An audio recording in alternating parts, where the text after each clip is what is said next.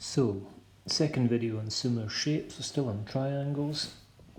This diagram that we have before us is a bit strange. What we in fact have is two triangles, one inside the other. We've got a larger triangle and a smaller triangle. Now, I hope you can see the smaller triangle fits exactly inside the top of the larger triangle. That means that these two angles must be the same.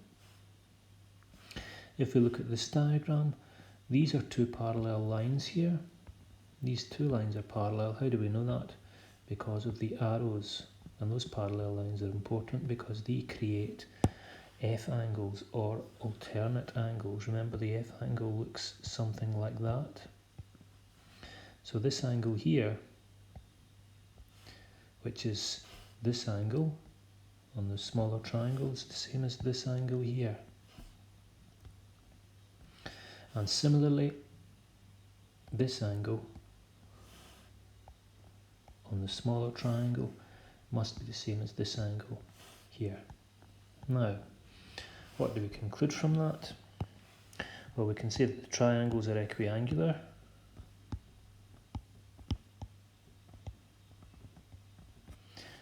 And we can then state that the ratios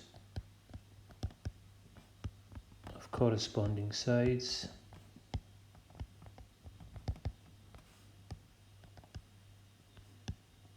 are equal.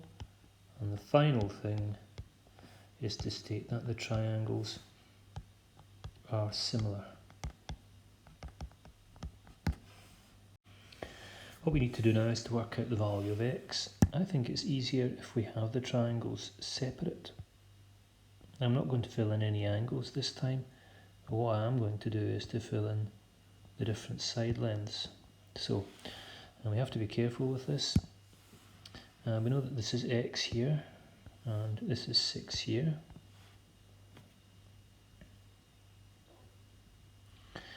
On the smaller triangle, so this is 9. And on the larger triangle, this whole side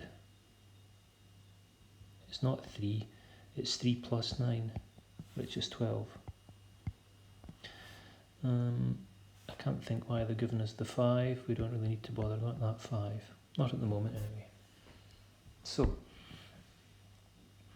let's do a calculation. We introduced scale factors.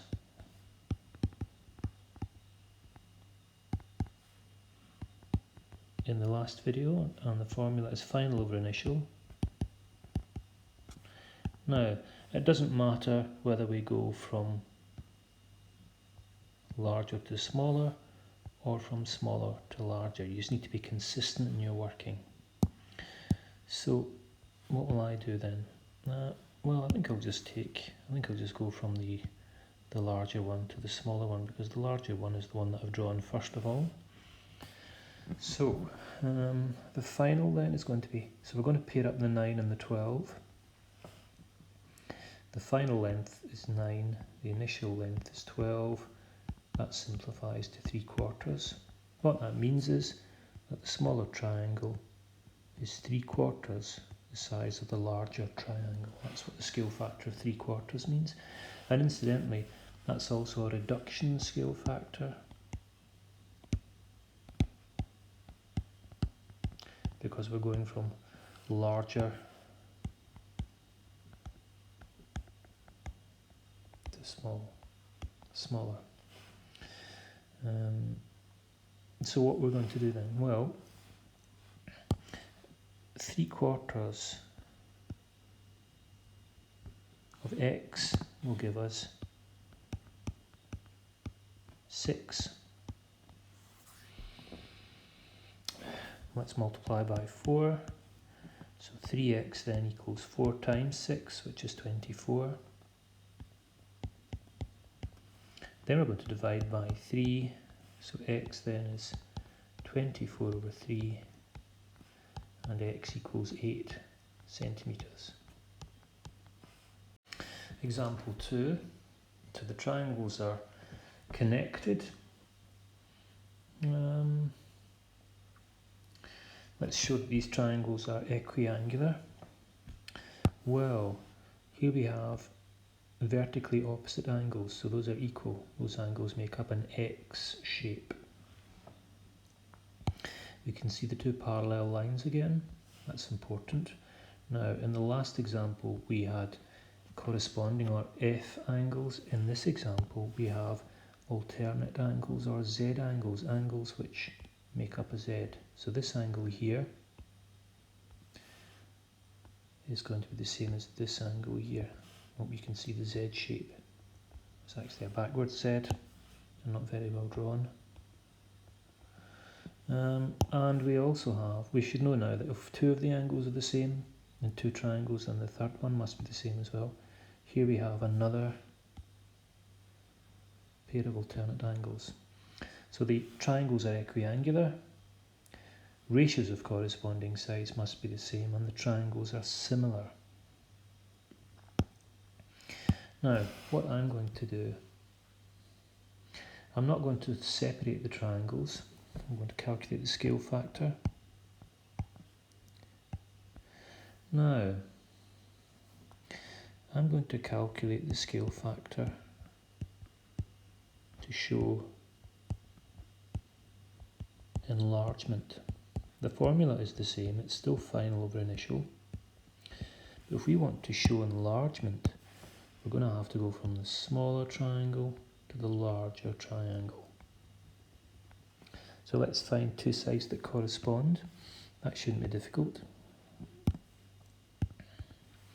On the smaller triangle, we're going to take side 3. That's the side that's opposite the angle marked with an arc, a red arc. So we're going to take 3. I beg your pardon, we're not going to take 3. We're going to take the 3 and the 9. Now I want to show enlargement, so the 9 is going to come, it's going to be on top, and the 3 is going to be on bottom. And the scale factor is 3. That means that the larger triangle is 3 times the size of the smaller triangle. What happens next? We want to work out the value of x. Now I hope you can see that what we want to take, so it's the side opposite the green angle. So, to use the scale factor then, 3 times 7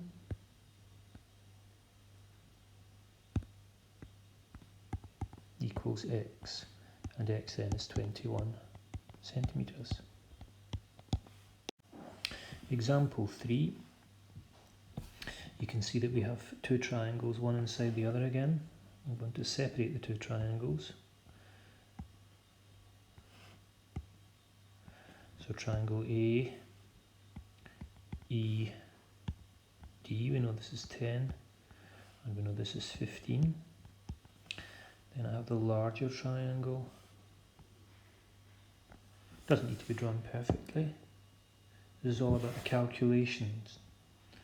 It's not about perfect drawing. ACB. Now,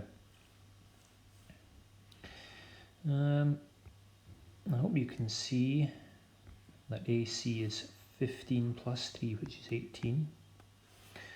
And what will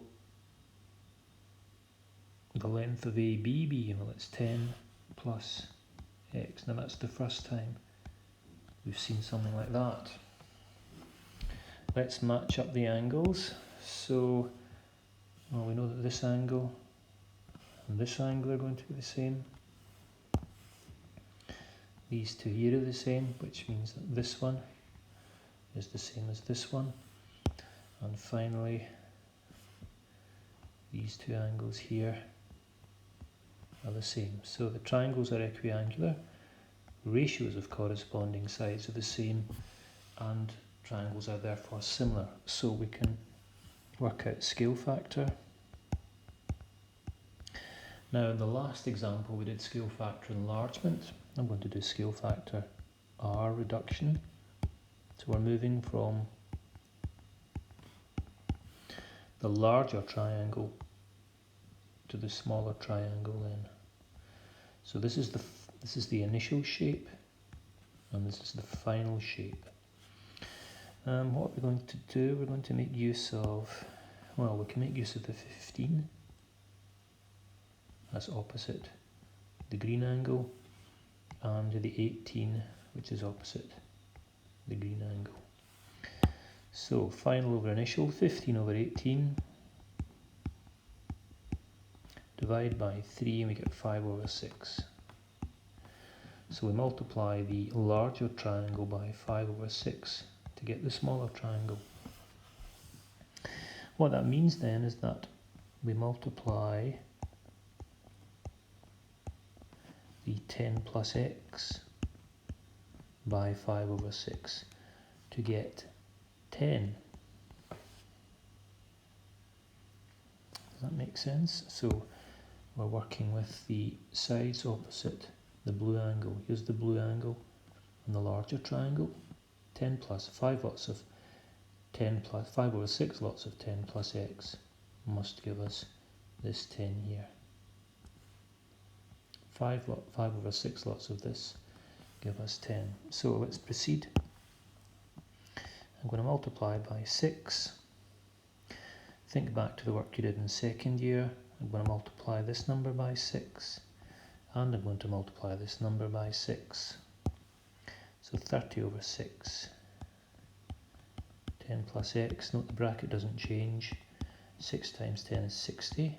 30 over 6 is 5.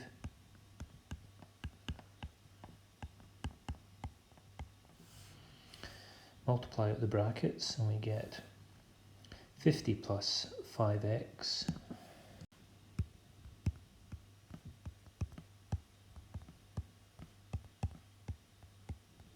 subtract 50 from both sides.